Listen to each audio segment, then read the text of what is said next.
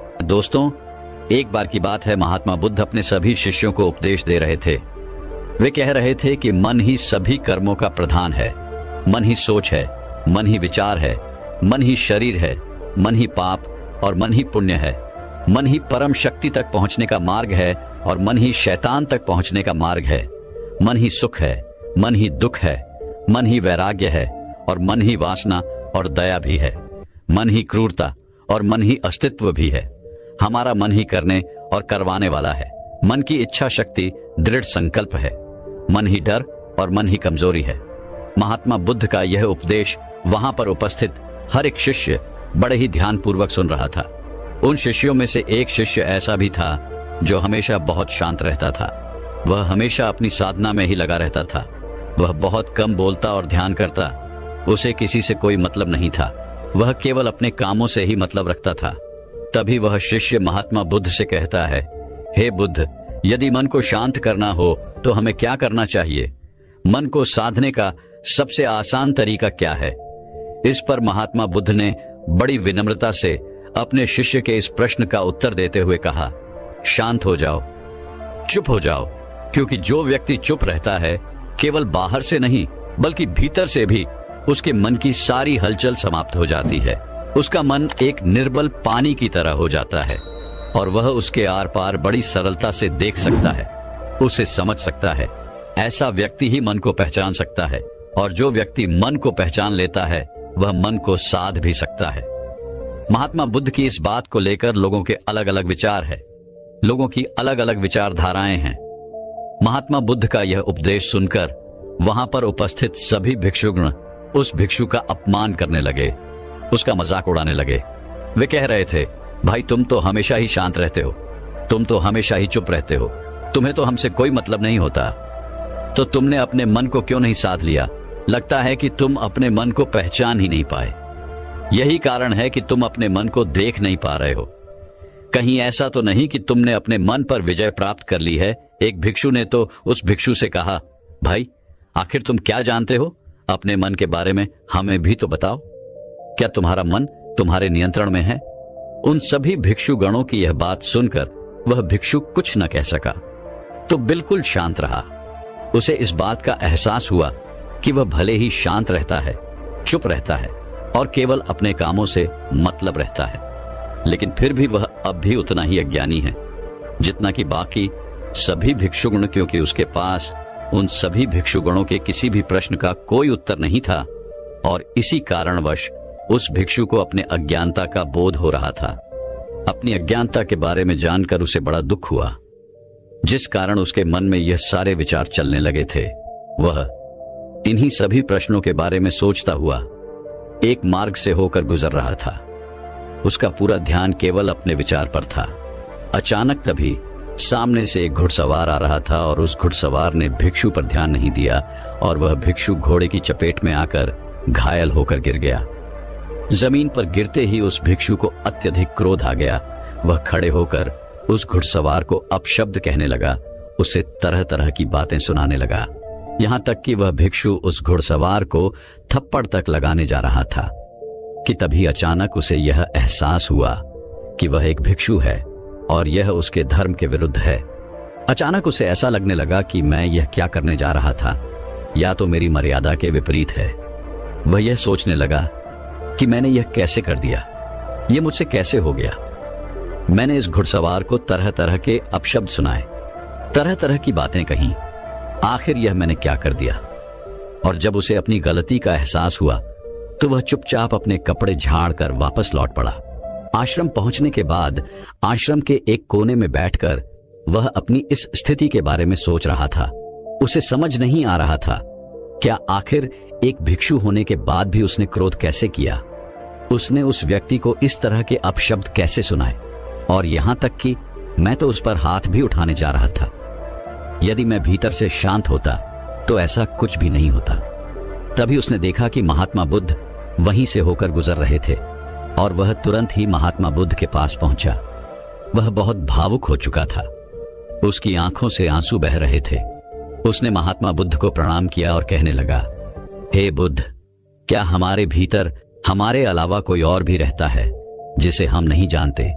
जिसके आवेश में आकर हम गलतियां कर बैठते हैं और हमें उसका होश तक नहीं होता, और जब उसका एहसास होता है तो हमें तकलीफ होती है। इसके जवाब में महात्मा बुद्ध अपने उस शिष्य से कहते हैं, हमारे भीतर हमारे अलावा हमारा मन रहता है, किंतु विवशता तो देखो। जितना हम अपने मन से अनजान है उतना ही हम अपने आप से भी अनजान हैं। हम और हमारा मन एक साथ होते हुए भी दोनों अपरिचित है। हमें दोनों का कोई ज्ञान नहीं। इस पर वह शिष्य यह कहता है, हे बुद्ध, लेकिन क्या इसके अलावा भी मैं कुछ और हो सकता हूं? क्या मैं कुछ ऐसा हो सकता हूं जैसा मैं दिख नहीं रहा, या फिर जैसा मैं दिख रहा हूं मैं वैसा हूं नहीं जो मैं अपने आप को समझ रहा हूं? कई वास्तविकता में ऐसा तो नहीं कि मैं उसके विपरीत हूं। बुद्ध ने उस शिष्य की सारी बातें ध्यानपूर्वक सुनी और उसके बाद बुद्ध ये समझ चुके थे कि उनका वह शिष्य आत्मज्ञान के बहुत करीब पहुंच चुका है। बस उसे एक सही मार्गदर्शन की आवश्यकता है, क्योंकि वह शिष्य स्वयं से सोचने की चाहने की शक्ति पैदा कर चुका है। इस पर महात्मा बुद्ध मुस्कुराने लगे और अपने उस शिष्य से कहते हैं, वास्तव में हम अपने आप को तनिक भी नहीं जानते।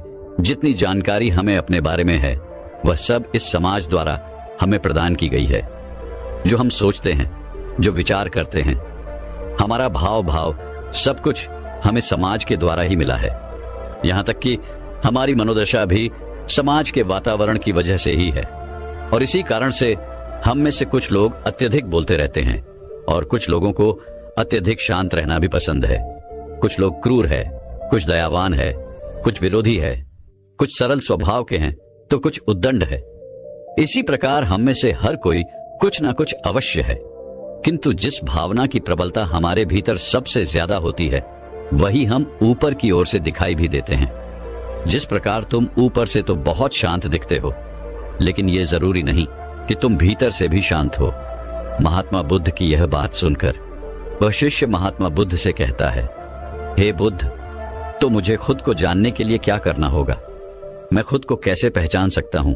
इस पर महात्मा बुद्ध ने कहा, भंते, इसका जवाब मैं पहले ही तुम्हें दे चुका हूं। शांत हो जाओ, चुप हो जाओ, क्योंकि जितना तुम चुप हो जाओगे उतनी ही शांति तुम्हारे भीतर भी उतर जाएगी, और जितनी शांति तुम्हारे भीतर होगी उतना ही तुम अपने और करीब आओगे। इस पर वह शिष्य बुद्ध से कहता है, हे बुद्ध, आप तो जानते ही हैं मैं तो हमेशा ही चुप रहता हूं। मैं तो केवल अपने कामों से मतलब रखता हूं। ना ही मुझे ज्यादा बोलना पसंद है और ना ही मैं ज्यादा लोगों के साथ रहता हूं। मैं तो हमेशा ही शांत रहता हूं। फिर मैं अपने आप को क्यों नहीं जान पा रहा? मैं अपने आप के करीब क्यों नहीं आ पा रहा? इस पर महात्मा बुद्ध ने बड़ी शांति से अपने उस शिष्य से कहा, भंते, तुम ऊपर से चुप जरूर हो, लेकिन भीतर से तुम्हारे भीतर वो शांति नहीं है।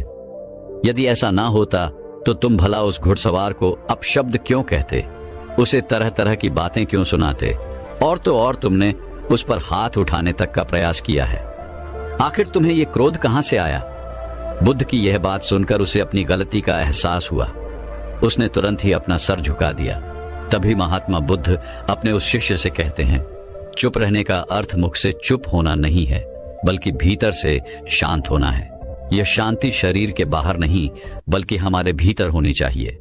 हमारे भीतर इतनी शांति होनी चाहिए कि जब भी तुम्हारे भीतर क्रोध उठे तब भी तुम अपने आप को देख पाओ, समझ पाओ कि आखिर क्या हो रहा है, यह सब क्या घट रहा है। तुम यह जान सको कि तुम क्रोध करने वाले नहीं हो। यदि तुम यह नहीं जान पाओगे तो वह अनजान जो तुम्हारे भीतर बैठा हुआ है वह तुमसे क्रोध करा लेगा। चाहे जैसी भी परिस्थिति होगी वह तुम्हें उसमें ढाल ही देगा और तुम कुछ नहीं कर पाओगे।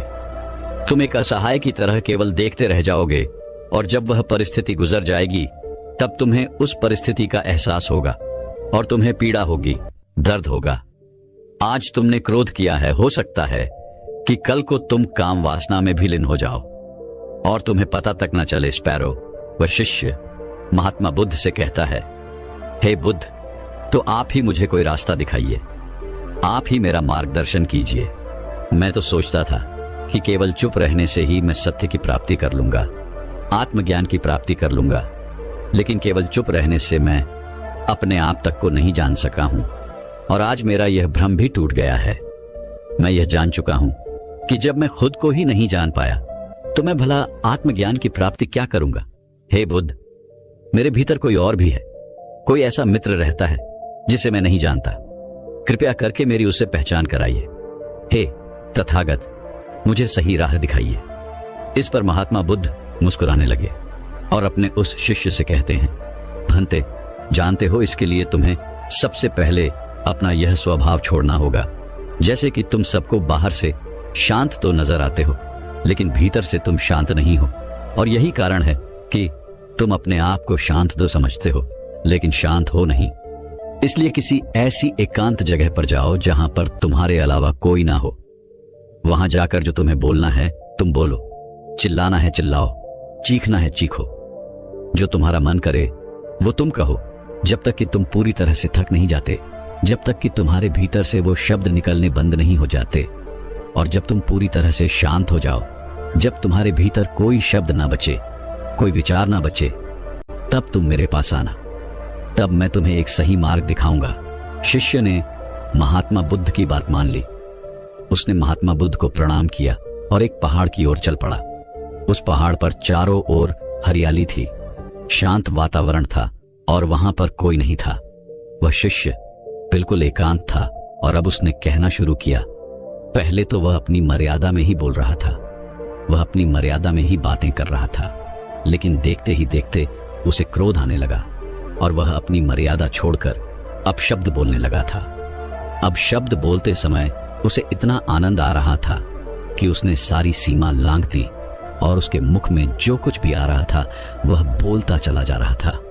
देखते ही देखते उसने अपने सारे वस्त्र भी निकाल दिए। जो कुछ भी उसके मन में आ रहा था वह सब कुछ वह करता जा रहा था। वह कभी जोर जोर से हंसता तो कभी जोर जोर से रोने लगता, वह कभी भागता तो कभी नाचने लगता। ऐसा करते करते उसे काफी समय बीत चुका था और देखते ही देखते वह अब शांत होने लगा था। उसके मुख से अब शब्द नहीं बाहर आ रहे थे। उसका शरीर भी अब थकने लगा था और जिस वन के आवेश में आकर उसने वो गलती की थी, पवन भी अब ना जान ले कहां गायब हो चुका था। उसी अवस्था में वह लड़खड़ाते हुए महात्मा बुद्ध के पास पहुंचा। महात्मा बुद्ध ने जब अपने शिष्य को इस अवस्था में देखा तो वे बड़े प्रसन्न हुए। उन्होंने अपने उस शिष्य को आश्रम के बाहर हरी घास पर लेटा दिया, जहां चार तरफ हरियाली थी, चारों तरफ ठंडी ठंडी हवाएं बह रही थीं, ऊपर जान निकलने वाला था और तारे टिमटिमा रहे थे। वशिष्ठ इससे पहले कि यह पूछ पाता कि यह सब क्या हो रहा है, महात्मा बुद्ध ने शिष्य से कहा, भंते कुछ मत पूछो, बस शांत होकर इस नजारे का लुत्फ उठाओ। भंते भीतर उठने वाली उस असीम शांति को महसूस करो। उस शिष्य ने महात्मा बुद्ध की बात सुनी और वह आसमान में तारों की ओर देखता रहा और देखते ही देखते चांद भी निकल आया था। उसने अपने भीतर असीम शांति महसूस की। भीतर एक ऐसी चुप्पी थी जो कुछ बोलने के लिए तैयार ही नहीं थी। वह घंटों तक यूं ही उस खाट पर पड़ा रहा और नजारे का लुत्फ उठाता महसूस करता रहा।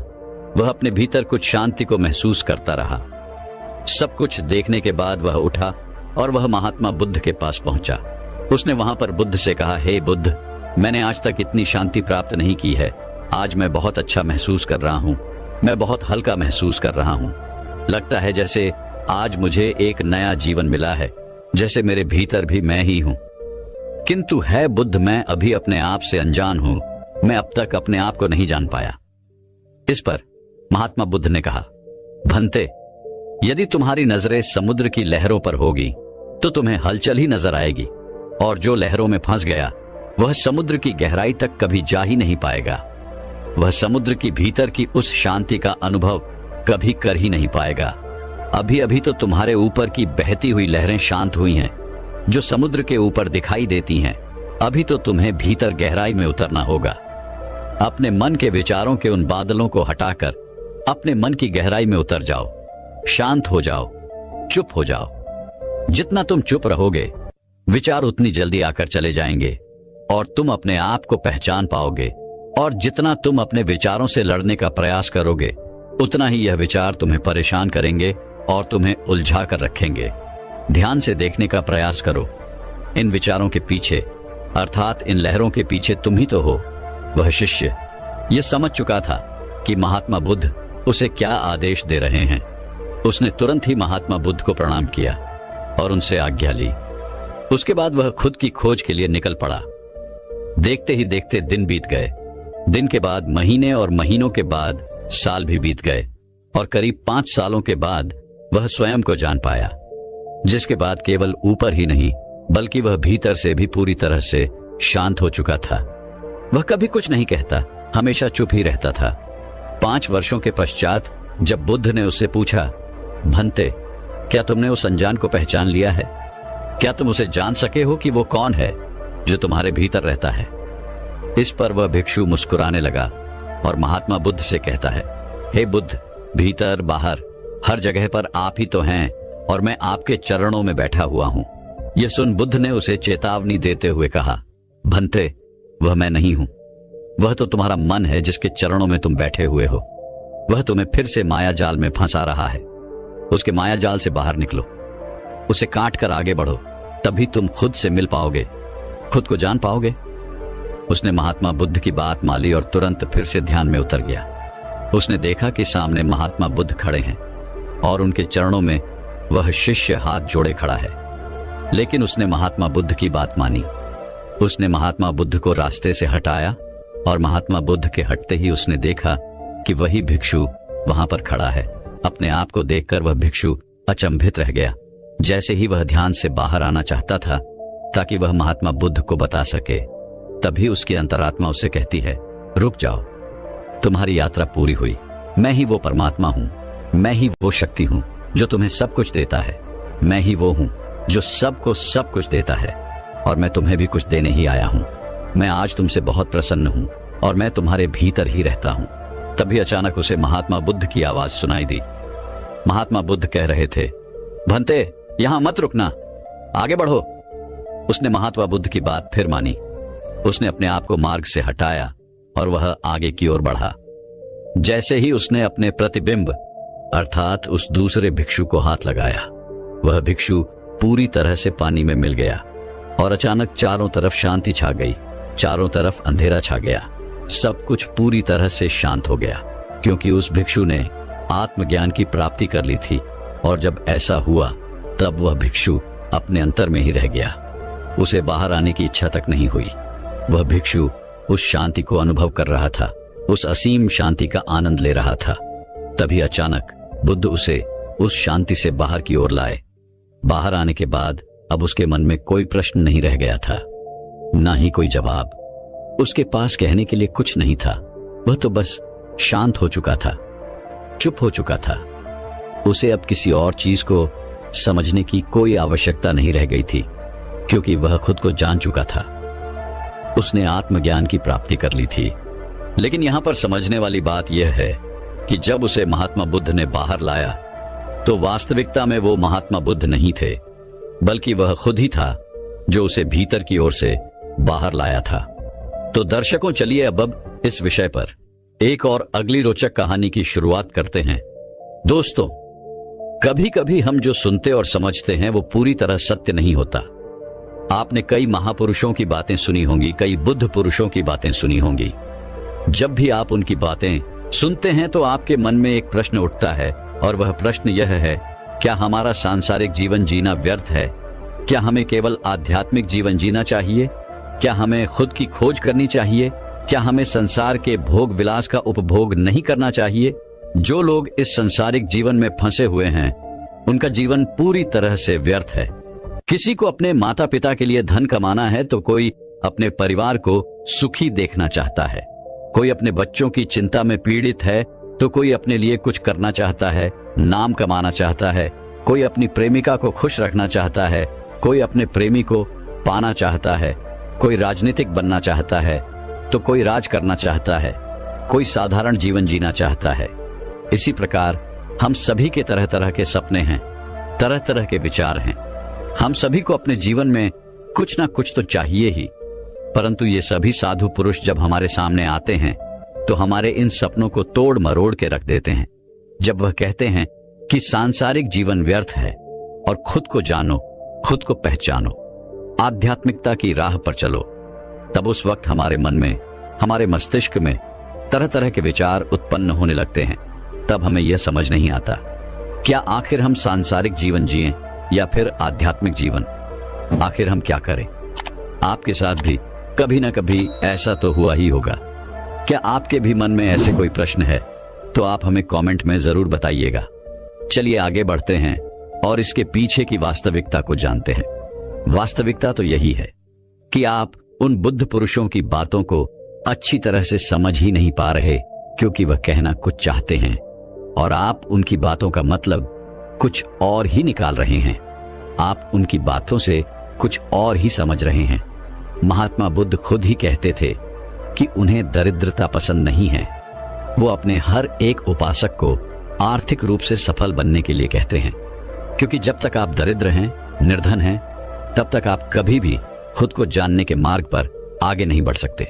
और ठीक उसी प्रकार संपन्नता और अमीर होना भी आपके आध्यात्मिक मार्ग की बाधा बन जाती है। कई महापुरुषों ने, कई बुद्ध पुरुषों ने अपनी बातें बहुत ही सीधी और सरल भाषा में कही है, लेकिन हम सभी उन बातों का अर्थ कुछ और ही निकाल बैठते हैं। हम सभी उनकी बातों को समझ नहीं पाते, क्योंकि उनकी बातें रोजमर्रा की जिंदगी से बिल्कुल अलग होती है। वे लोग कहना तो कुछ और चाहते हैं, लेकिन हम में से अधिकांश लोग उनकी बातों का मतलब कुछ और ही निकाल लेते हैं और उसे अपने जीवन में उतार कर हम अपना पूरा जीवन पूरी तरह से बर्बाद कर लेते हैं। चलिए इसे कहानी के माध्यम से समझते हैं। एक बार की बात है, महात्मा बुद्ध नगरवासियों को उपदेश दे रहे थे। बुद्ध कह रहे थे, इस संसार में मत फंसो, संसार से ऊपर उठो। संसार से ऊपर उठकर ही तुम संसार को जी सकते हो। संसार में जो फंस गया, जिसने अपनी बुद्धि और विवेक का इस्तेमाल नहीं किया और बुरे कार्यों में लिप्त हो गया, वह आने वाले समय में भयंकर दुख भोगेगा, क्योंकि उसके कर्म ही उन दुखों का कारण बनेंगे। इसलिए आप सभी इस संसार की मोह माया अर्थात इच्छा, लालच, क्रोध इत्यादि को ध्यानपूर्वक देखते हुए अपने कर्म करें। इतना कहकर महात्मा बुद्ध ने अपना उपदेश समाप्त किया और वहां से वह चले गए। महात्मा बुद्ध जब यह उपदेश दे रहे थे तो वहां पर उस नगर का सबसे धनी व्यक्ति वहीं पर मौजूद था और उस व्यक्ति पर महात्मा बुद्ध की बातों का बहुत गहरा असर पड़ा। उसका मन अब सांसारिक जीवन में नहीं लगता था। वह संसारी जीवन से हटने लगा था। अब उसे अपना सब कुछ किया हुआ व्यर्थ नजर आने लगा था। देखते ही देखते अब उसका सारा व्यापार चौपट होने लगा था। उस धनी व्यापारी के परिवार के सभी सदस्य उसे इस तरह से देखकर बहुत चिंतित रहने लगे थे और जब भी कोई उससे बात करने की कोशिश करता तो वह धनी व्यापारी एक ही बात कहता, ये धन दौलत तो सब बेकार की चीजें हैं, ये सब तो मोह माया है, सब बेकार है। भला हम रिश्ते निभाकर क्या करेंगे? ये सब तो वासना है। जीवन तो केवल एक ही सत्य है और वह है मुक्ति। अब तो केवल उसी की प्यास है। मैं इतना समझ चुका हूं कि अब से जो भी होगा वह सब अच्छा होगा। अब से उसने व्यापार पर भी ध्यान देना बिल्कुल बंद कर दिया था और देखते ही देखते वह धनी व्यापारी उस नगर का सबसे गरीब व्यक्ति बन चुका था। वह पूरी तरह से निर्धन हो चुका था। उसका सब कुछ बर्बाद हो चुका था और उसका पूरा परिवार सड़क पर आ गया। एक दिन जब उसके घर भी खाने के लिए कुछ नहीं बचा तो उसने अपने आप से कहा, यह मैंने क्या कर दिया? सब कुछ तो बहुत अच्छा चल रहा था, लेकिन मैंने अपने हाथों ही सब कुछ बर्बाद कर दिया। आज मेरे परिवार का हर एक सदस्य भूखा है। उनके पास खाने के लिए कुछ नहीं और मैं उनके लिए कुछ नहीं कर पा रहा। वह यह सब सोच ही रहा था कि तभी उसे याद आया कि उसने महात्मा बुद्ध की बातों में आकर अपना जीवन बर्बाद कर लिया। ना तो उसे मुक्ति मिली और न ही धन। वह सोच रहा था, मैं तो कहीं का नहीं रहा। थोड़े थोड़े भोजन के लिए भी आज मुझे रोज मरना पड़ता है। हर रोज मुझे मेहनत करनी पड़ती है, तब जाके मेरे परिवार को 2 वक्त की रोटी मिल पाती है। अपने परिवार की इस तरह से बुरी हालत देखकर उससे रहा नहीं गया। वह बहुत चिंतित रहने लगा था। वह बहुत परेशान हो चुका था। एक दिन वह अपने घर से भाग गया। एक रास्ते में जब वह आगे बढ़ रहा था तब उसके मन में ख्याल आया कि वह कहां जाएगा, किससे मदद मांगेगा, आखिर अब उसका साथ कौन देगा। तभी उसे याद आया कि उसे महात्मा बुद्ध के पास ही जाना चाहिए, क्योंकि बुद्ध के कारण ही आज उसकी यह हालात है। उसके हालात के जिम्मेदार तो वही है। मैं तो सीधा सीधा अपने मार्ग पर जा रहा था, लगातार अपने व्यापार में उन्नति कर रहा था, लेकिन जब से मैंने उनकी बातें सुनी तब से मेरा मन विचलित हो गया। मुझे समझ नहीं आया कि मैं जो जीवन जी रहा हूं क्या वो सत्य है या फिर जो वो जीवन जी रहे हैं वो सत्य है। उनकी चिकनी चुपड़ी बातों में आकर मैंने अपना सब कुछ बर्बाद कर दिया। मेरे हालात के जिम्मेदार तो वही हैं, इसलिए मुझे उनके पास ही जाना चाहिए।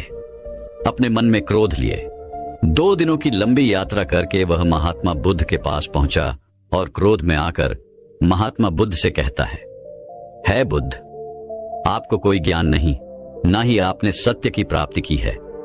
आप तो केवल भोले भाले लोगों को फंसाना जानते हैं, अपनी चिकनी चुपड़ी बातों से उन्हें बहलाना जानते हैं।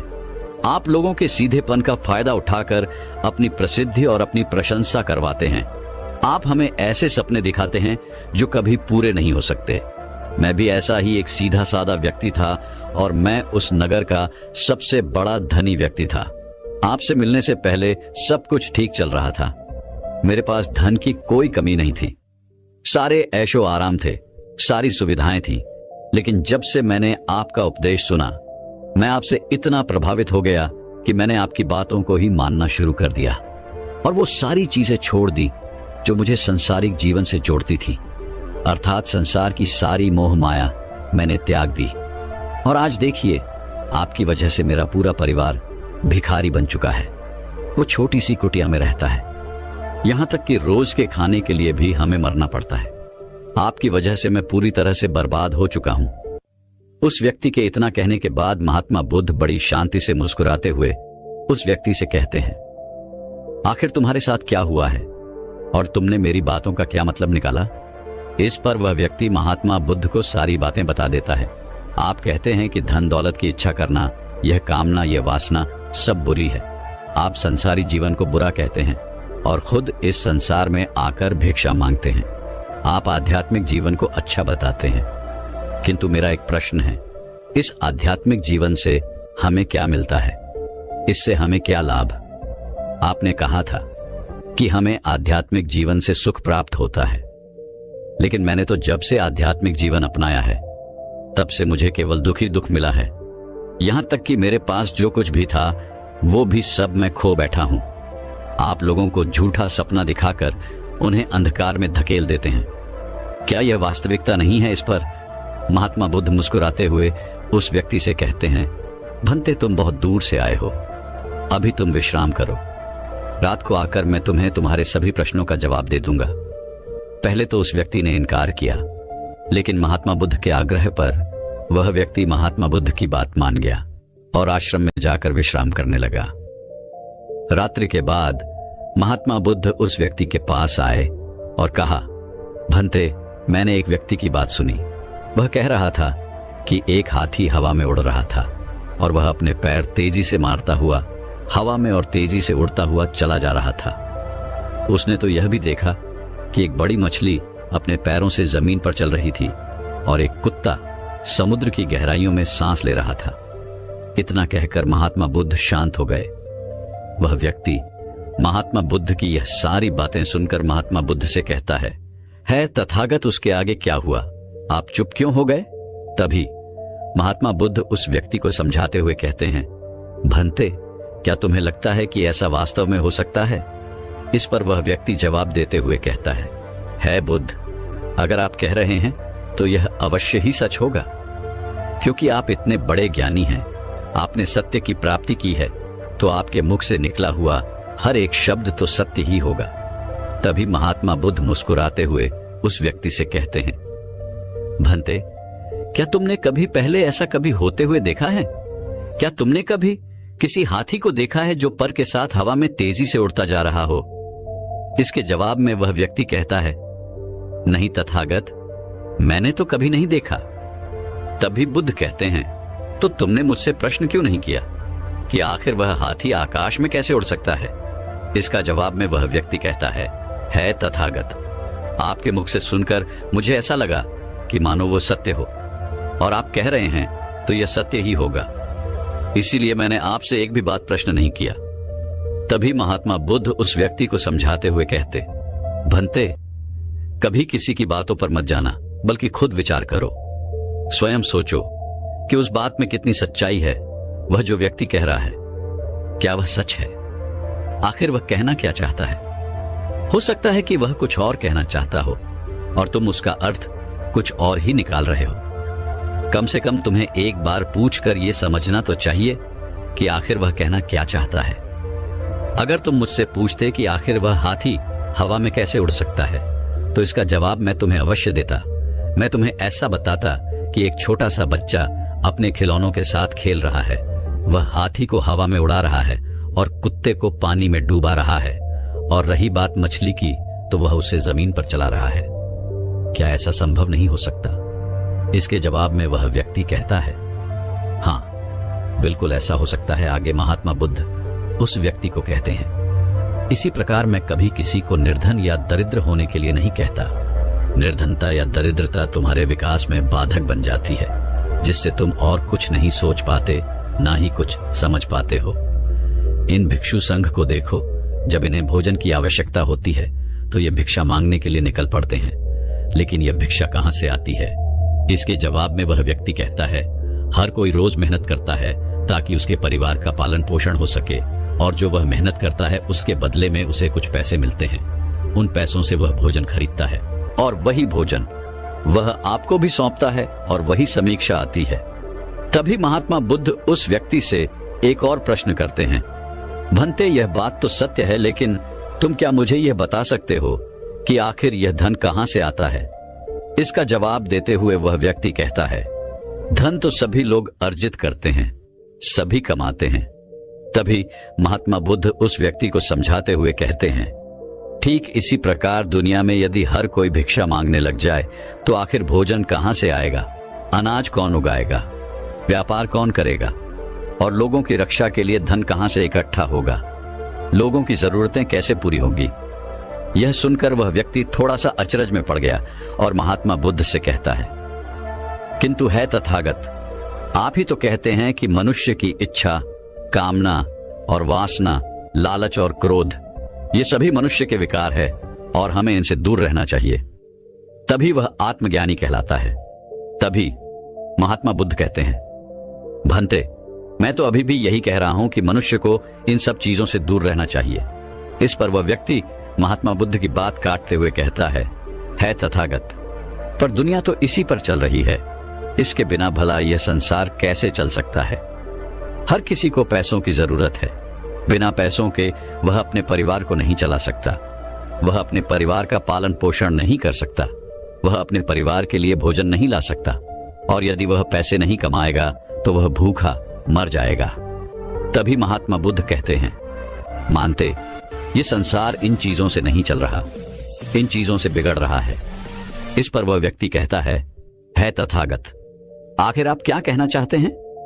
मैं आपकी बात समझ नहीं पा रहा।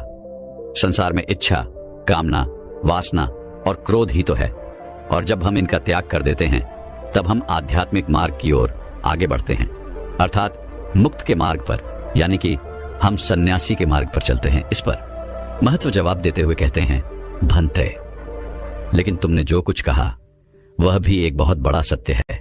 इच्छा, कामना, वासना और क्रोध ऐसी ही बुरी भावनाओं को छोड़ देने से हम संसार छोड़कर सन्यासी हो जाते हैं, और इन्हीं सभी चीजों को छोड़कर भी हम संसार में जी सकते हैं, धन कमा सकते हैं, मान, पर, प्रतिष्ठा और सम्मान कमा सकते हैं, क्योंकि हम सब अपना कर्म ही तो कर रहे हैं। एक किसान खेती करता है, पर वह अपनी खेती बिना बुरी भावनाओं के भी कर सकता है। एक व्यापारी व्यापार करता है, और इस व्यापार में चीजों को यहां से वहां पहुंचाना होता है, और वह व्यापारी इन चीजों को बिना बुरी भावनाओं के कर सकता है। ठीक उसी प्रकार एक राजा भी अपनी प्रजा की रक्षा करता है, और वह भी अपने कर्म बिना किसी बुरी भावना के कर सकता है। और एक भिक्षु इन सभी लोगों को सही प्रकार और सही कार्य करने के लिए मार्गदर्शन करते हैं। जो उस भिक्षु का कर्म है, जो उसका कार्य है, और जो व्यक्ति जागृत होकर अपने कर्मों का सही पालन करता है, वास्तविकता में वही सन्यासी है, वही भिक्षु है, क्योंकि हम जो भी कर्म कर रहे हैं वह हमारा इस संसार में रहने के लिए, जीवित होने के लिए, जीवन जीने के लिए केवल एक माध्यम मात्र ही है। उसे छोड़कर हम कुछ भी नहीं पा सकते, और हमारे सभी गुण करते हुए हमारा मुख्य उद्देश्य जागृत होना है, खुद को पहचानना है, खुद को जानना है। एक बार यदि हमारे भीतर ज्ञान का उदय हो गया, तब हम चाहे जो भी करें, वह फिर संसारी हो या सन्यासी, सब एक ही होते हैं। इस पर वह व्यक्ति महात्मा बुद्ध से कहता है, हे बुद्ध, किंतु मैंने तो देखा है कि आप अपने संघ में उन लोगों को भी शामिल कर लेते हैं जो लोग अपने परिवार को छोड़कर आए, अपने माता पिता को छोड़कर आए हैं, अपने बीवी बच्चों को छोड़कर आए हैं। क्या आप उनसे कभी यह कहते हैं कि जाकर अपनी जिम्मेदारियां पूरी करो, जाओ अपनी जिम्मेदारियां संभालो और धन कमाओ और वहीं पर रहकर तुम आत्मज्ञान प्राप्त करो? उस व्यक्ति के प्रश्न का जवाब देते हुए महात्मा बुद्ध कहते हैं, भक्ति, क्या तुम हाथी को हवा में उड़ा सकते हो? इसके जवाब में वह व्यक्ति कहता है, नहीं, मैं नहीं उड़ा सकता। तभी महात्मा बुद्ध कहते हैं, केवल एक बच्चा ही हाथी को हवा में उड़ा सकता है। ठीक उसी प्रकार जिस व्यक्ति को जो बनना है वो तो वो बनकर ही रहेगा। जैसे किसी व्यक्ति को राजा बनना है तो वह राजा बनेगा, किसी व्यक्ति को व्यापारी बनना है तो वह व्यापारी बनेगा। ठीक इसी प्रकार यदि किसी व्यक्ति को आत्मज्ञान की प्राप्ति करनी है तो उसे सब कुछ तो त्यागना ही होगा। आगे महात्मा बुद्ध उस व्यक्ति से कहते हैं, बनते, क्या तुम सब कुछ छोड़कर आत्मज्ञान के मार्ग पर आगे बढ़े थे, या फिर तुम ये सोच रहे थे कि इस रास्ते पर चलकर जीवन आसान हो जाएगा, जो होगा सब अच्छा होगा, सब कुछ अपने आप ही मिलने लगेगा, मुझे तो कुछ करने की आवश्यकता ही नहीं पड़ेगी, सारे दुख दर्द सब कुछ समाप्त हो जाएगा और जीवन में चमत्कार होने लगेगा और अंत में मुक्ति भी मिल जाएगी। महात्मा बुद्ध की यह बात सुनकर उस व्यक्ति को अपनी गलती का एहसास हो गया। वह तुरंत ही बुद्ध के चरणों में गिर पड़ा और कहने लगा, है तथागत, आप सत्य कहते हैं। मैंने तो कुछ ऐसा ही सोचा था, क्योंकि मेरा व्यापार सही नहीं चल रहा था, तो मुझे लगा कि सब कुछ छोड़कर सब मिल जाएगा, मुझे कुछ करने की आवश्यकता ही नहीं पड़ेगी और मेरे सारे दुख दर्द हमेशा हमेशा के लिए खत्म हो जाएंगे और मैं आत्मज्ञान भी प्राप्त कर पाऊंगा। तभी महात्मा बुद्ध उस व्यक्ति से कहते हैं, भंते, भिक्षु हो जाना कोई आसान बात नहीं है, इसके लिए सब कुछ त्यागना पड़ता है। एक एक चीज जिसे तुम बहुत प्रेम करते हो, वो सारी चीजें तुमसे एक एक करके दूर हो जाती है। तो क्या तुम भिक्षु बनने के लिए तैयार हो? क्या तुम सब कुछ छोड़कर अध्यात्म की मार्ग में आगे बढ़ना चाहते हो? इसके जवाब में वह व्यक्ति कहता है तथागत, मुझे मेरी गलती का एहसास हो चुका है, मुझे भिक्षु नहीं बनना। मैं तो व्यापारी ही ठीक हूं, मैं तो अपने संसारी जीवन में ही ठीक हूं, परंतु अब भी मेरे मन में एक प्रश्न शेष बचा है। अगर आपकी आज्ञा हो तो वह प्रश्न भी मैं आपसे पूछना चाहूंगा। तभी महात्मा बुद्ध उसे आज्ञा देते हैं। इस पर कहते हैं, है तथागण, आप ही तो कहते हैं कि धन नहीं कमाना चाहिए, पर जब प्रतिष्ठा, अहंकार हमें दुख की ओर ले जाते हैं और संसार में यही तो है और क्या है। यदि हमें संसारिक जीवन जीना है तो हमें यह सब तो करना ही पड़ेगा। तभी महात्मा बुद्ध मुस्कुराते हुए उस व्यक्ति से कहते हैं, क्या तुम्हें भूख लगी है? इस पर वह व्यक्ति कहता है, हाँ तथागत, मुझे बहुत भूख लगी है। तभी महात्मा बुद्ध उस व्यक्ति को भोजन करवाते हैं। उसे भरपेट भोजन खिलाने के बाद महात्मा बुद्ध उस व्यक्ति से कहते हैं, लो और खाओ, ये सब तुम्हारे लिए ही है। इसके जवाब में वह व्यक्ति कहता है, हे तथागत, मैं पहले ही बहुत ज्यादा खा चुका हूं, अब मुझसे और नहीं खाया जाएगा। मेरे पेट पे अब थोड़ी भी जगह नहीं रह गई। यदि मैंने और अधिक खाया तो मेरा पेट दर्द करने लग जाएगा और फिर मुझे तरह तरह की परेशानियां होने लगेंगी, मैं परेशान हो जाऊंगा। तभी महात्मा बुद्ध मुस्कुराते हुए उस व्यक्ति से कहते हैं, भंते, मैं भी तो तुम्हें यही समझाने का प्रयास कर रहा हूं